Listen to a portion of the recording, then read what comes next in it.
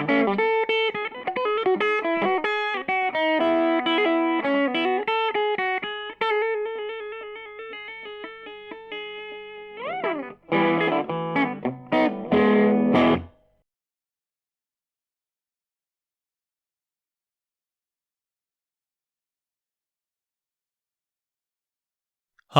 Dr. Alex here, and welcome to a brand new weird little video on laptop tech and the stuff you stuff inside laptops tech video. This one being getting a cheap 4TB AliExpress SSD to work. Now, this intriguing title probably invites more questions than it answers. The first two obvious ones being, why am I using a weird cheap SSD from AliExpress rather than using an NVMe drive, which I've already figured out how to make work through the Express port on all my other Thinkpads, the T400 and 500 range Thinkpads that I have? Which is a good question. Linked to it, though, is the other question of, why am I using a Lenovo ThinkPad Edge, albeit a G3, a third generation processor one, an E530, instead of one of the 500 or 400 series ThinkPads aimed at the business market, which tended to be more robust and have more features? Well, suffice to say, the ThinkPad Edge E530 is going to get its own video in which I've done several things to it, because I got it because I wanted a laptop I didn't care too much about to use as a test bed for various weird things I wanted to do. And it just turns out that, as an accident, getting this weird SSD from AliExpress to work is one of those things that I've accidentally ended up testing on it. And I'm going to release this part of its history first so I can explain about these weird AliExpress 4TB and other capacity SSDs that they have on sale for stupidly cheap money. Which got me very suspicious, but I also thought, well, it's so cheap, I might as well test it on this new test machine I've got.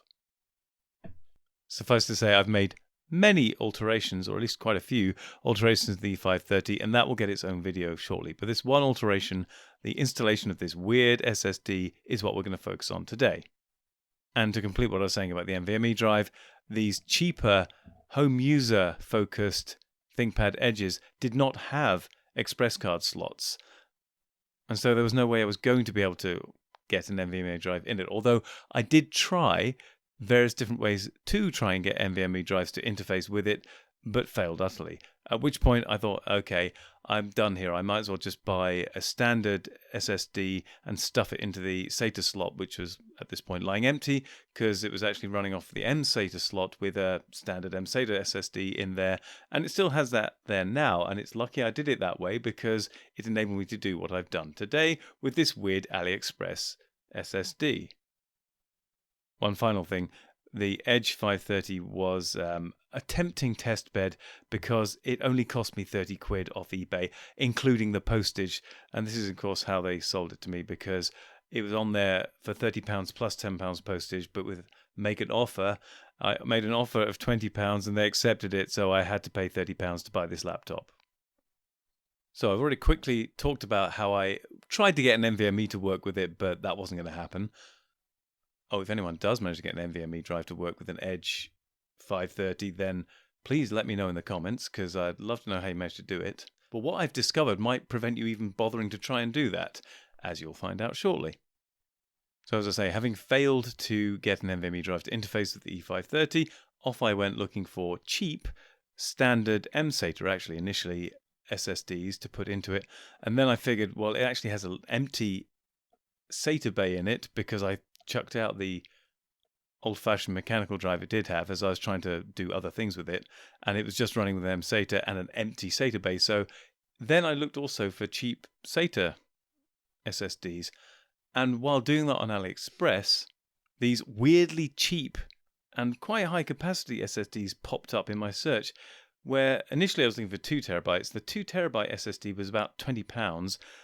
I then clicked across and found the 4TB one was just about under £25, just a bit over £26 with the postage. I thought, how on earth can it be this cheap? Well, I was suspicious the second I saw them that cheap and thought, how have they done this? Scanning down the description of them, I found one or two clues that they might be based on SD cards, which made me instantly very dubious about them.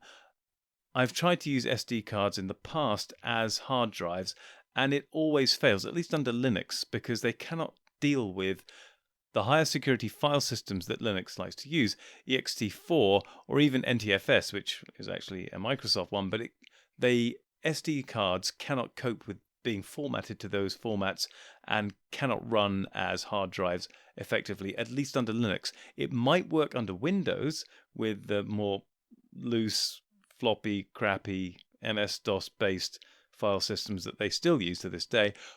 But this is a Linux-based video, as all my laptop videos end up being. So with a Linux focus, I knew SD cards were not good for using as hard drives on the Thinkpads under Linux. But for the cheapness of them, as I say, about £25 for a 4 terabyte drive, I thought, I'll give it a go. That's what this test machine was for anyway. Let's test some stuff out.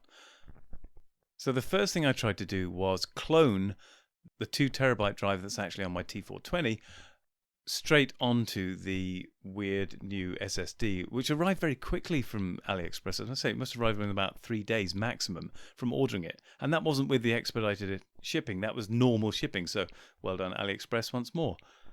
When it arrived, as I say, I tried to clone the 2 terabyte drive off my T420 straight onto it, which it claimed to do perfectly, that it copied it all across. But once on there, nothing could read it. No other operating system could see it. I plugged it directly in as the E530's main drive, and it couldn't see it and wouldn't read it. So that didn't work. The next thing I tried was I took out the E530's mSATA card that it runs off, left the not working weird 4 terabyte SSD from AliExpress in it, and then booted off the Linux Mint 18 XFC install CD, which I did so that I could then try a direct install to the drive itself of Mint without having the existing mSATA drive in there causing confusion or problems for the Mint install CD. So it could only see, if it could see it, that one drive.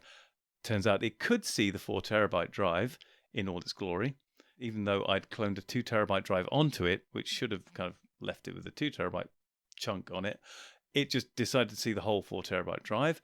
It installed onto it almost perfectly. It went all the way through the install, and then right at the end, the install crashed, saying it couldn't install Grub on the 4 terabyte SSD, which was weird.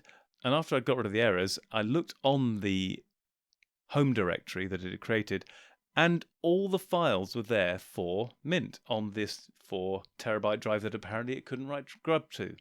I then immediately remembered how I got the NVMe drives to work by having Grub on the small mSATA and then changing the Grub there so that it was using the NVMe drive.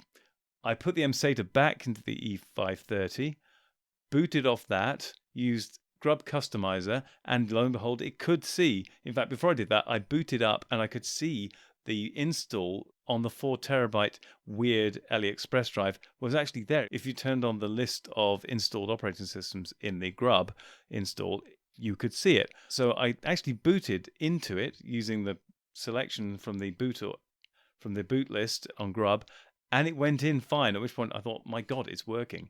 So then I changed the boot order, as you'll see here, and lo and behold, by using Grub Customizer, shifting the order around, I can get the Edge 530 to boot off this weird 4 terabyte SD card based SSD, as far as I can see.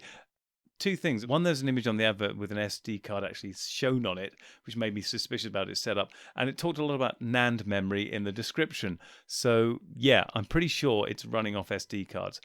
But by doing this workaround, I managed to get it to boot off this usually unbootable SD card based SSD. It's not without its quirks, but then booting off the NVMe drives is not without the quirks either.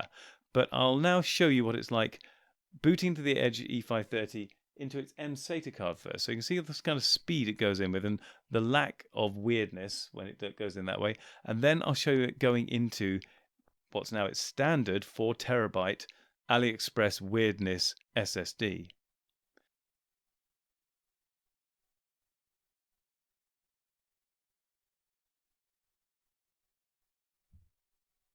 Okay, my hands come in so I can actually select the operating system I want, which is not that one. It is that one. So this is the mSATA install.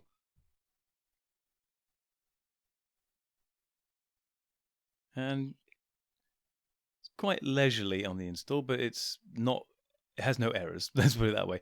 This is one of the things that made my eyes perk up when I installed from the 4TB one. Is you can see it's a little bit leisurely. Oh, helps if I put the right password in. Let's try that again.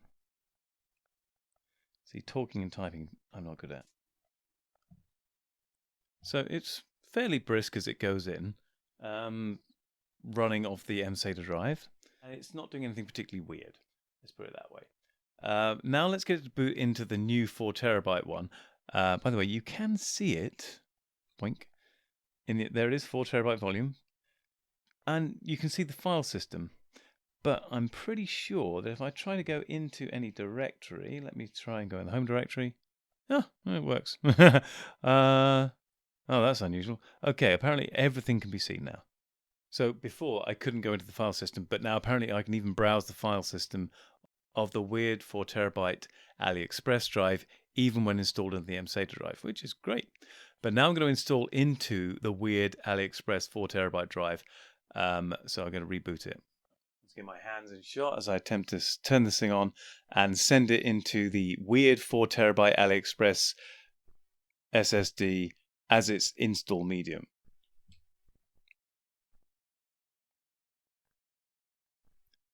Which I shouldn't have to do anything for.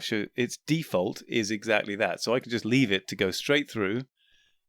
But watch, there's a lot more chattiness in the install of the 4TB SSD from AliExpress. But also, despite its chattiness, it's quite quick, which is one of the first things that made me think this thing might not be as slow as the mSATA drive.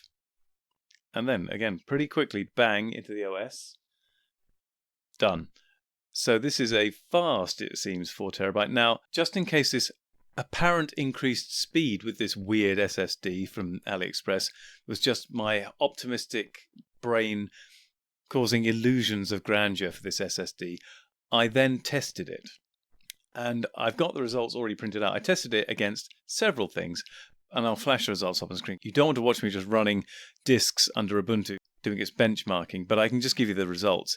So the mSATA drive was significantly slower than the 4TB drive. The mSATA, as you'll see now on screen, had a read speed of about 270 megabits per second and write speed of about 230 megabits per second, whereas the weird 4TB drive had read speeds of about 530 megabits per second and write speed of over 450 megabits per second, way quicker than the mSATA drive. And actually, I then tested the T420's drives. It had the mSATA of its own, 1TB one, and also its 2TB NVMe drive. And its mSATA drive was almost exactly the same speed results of the mSATA on the E530 here. And even its NVMe drive was slower than this weird thing off AliExpress, with its read speed of about 400 megabits per second and its write speed of about 360. So yeah, better than the mSATA, significantly better than the mSATA, but not as fast as this weird thing off AliExpress, which is running through a SATA slot. So I have no idea how AliExpress and their manufacturers have managed to get a hard drive that runs faster through a SATA slot than an NVMe drive is running through the Express card slot. Which, yeah, I at this point, you can probably guess, I'll probably buy my next SSD. The T530 needs an upgrade. It needs a larger SSD in it, really. I will probably buy one of these AliExpress SSDs and stuff it in the T530 and use that as its main drive once I've reconfigured it in the way I have with the Edge 530 here. But wait! They do say if something sounds too good to be true, it probably is. And in the case of this 4 terabyte SSD, this seems to be the case. I forgot to mention in the earlier section, I did have some other weird suspicions about this SSD drive before it ultimately failed, which I'm about to show you now, in that when I installed things through Mint's software manager, it would install, and then at the very end of install, say it was unable to install, and then weirdly, immediately afterwards, the thing would be installed and you could run it. And I was going to demonstrate that in a quick addition to the video, but when I tried to start the laptop, it came up with a bunch of errors. The first one being an error that would be familiar to anyone who's seen the video I did about making the SATA bay or SATA bay into a Wi-Fi card, in that throws up an error because there's no real hard drive in the hard drive bay, which would be expected because it's now acting like a Wi-Fi card. But this time, this one was doing it, and there is meant to be a real hard drive in the hard drive bay, the AliExpress SSD, so that really doesn't make any sense. After going through that error, it did boot up once or twice, but with loads of errors coming up, and ultimately having it crash once or twice as well. And now, well, I'll show you what happens when I boot up. We'll see what it does this time. I expect it to come up with the hard drive missing error, and then half the time it doesn't even bring the grub up, which is really weird because that's on the SATA card inside, and that should be the first thing it goes to. But let's see what happens.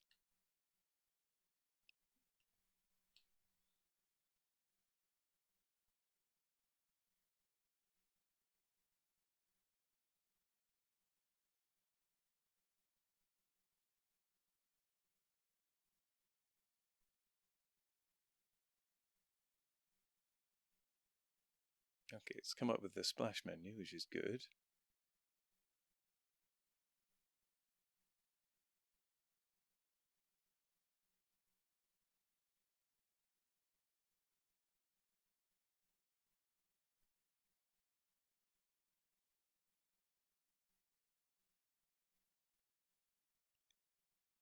And now it's going through errors, taking a very long time. And this is normally where it fails. Okay, this time it's gone in.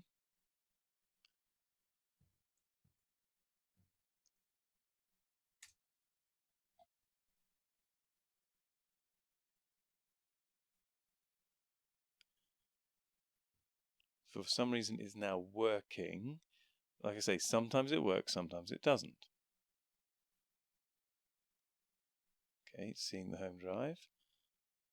It knows how big it is.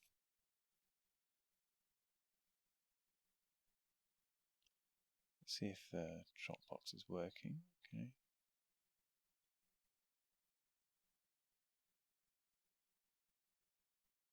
Okay, all of this is working so far. So this time it's decided to work. So it's so unreliable, I can't even make it not work reliably. Let's see if it bring up... oh, even that bit's working. Okay. This is not great. So it's so unreliable, it can't even show me when it's not being reliable reliably. Are you going to work?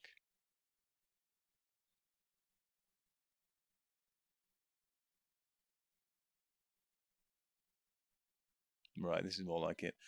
Taking forever to load Firefox in this case. So this is more in line with this. So if it does go incorrectly, as it has done, it starts to really bog down very quickly and not work well. In fact, okay, so this example is when it does go incorrectly, but half the time it doesn't go incorrectly at all. There we go. So it's just failed to load Firefox entirely. I think now it'll probably throw up an error when I try and shut it down, but let's find out. Right. Now it won't even open the menus properly. So we were lucky that it got into the operating system at all. Half the time it won't. This time it did, but now you can see it's actually freezing and not loading anything, which is probably because it's not actually accessing the hard drive properly. Yeah, there we go. So I can't even shut it down. So I'll now have to manually restart it, and let's see what happens if I go in a second time. Okay, so we're off. Let's see what happens this time.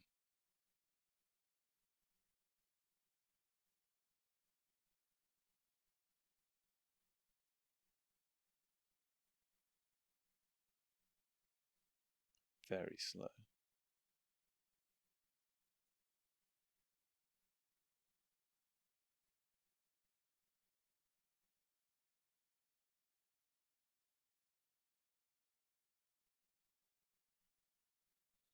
Okay, this time it won't even start with the hard drive in, let alone get to the error that it's been causing. So yeah, unfortunately the 4 terabyte SSD from AliExpress does not seem to be stable. It does pretty much what I've had happen when I've tried to use SD cards as hard drives before, at least using EXT or NTFS. It can't cope with it, and they become corrupt very quickly, even if they work at all, which most of the time they don't. So it looks like this really was too good to be true, which is very unfortunate because those read-write speeds were very impressive for something that was plugged into a SATA slot, but it does seem that it was too good to be true.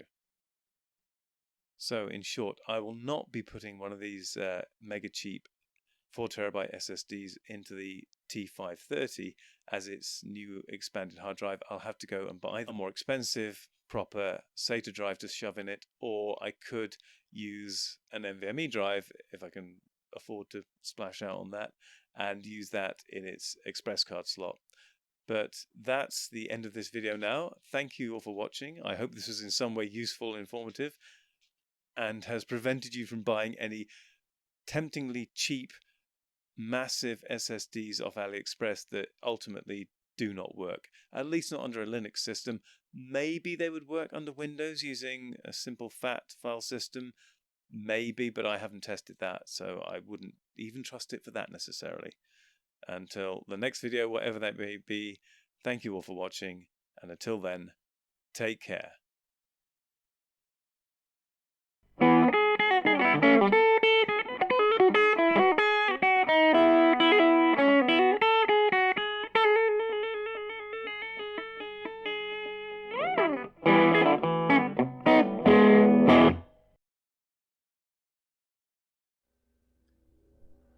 Masters, mistresses, the Doctor requires materials in order to maintain the TARDIS and ensure continued functionality. He similarly requires carbon-based comestibles to sustain his own biological functions and existence.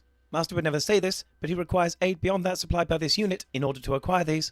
To aid the Doctor in his various tasks and creations, this can be most effectively achieved via Patreon or Substack subscriptions, or through donations directly to PayPal. Or if you desire physical goods in return for your contributions, written accounts of my travels with the Doctor are also available on Amazon. Links are in the description below. Thank you, masters, mistresses.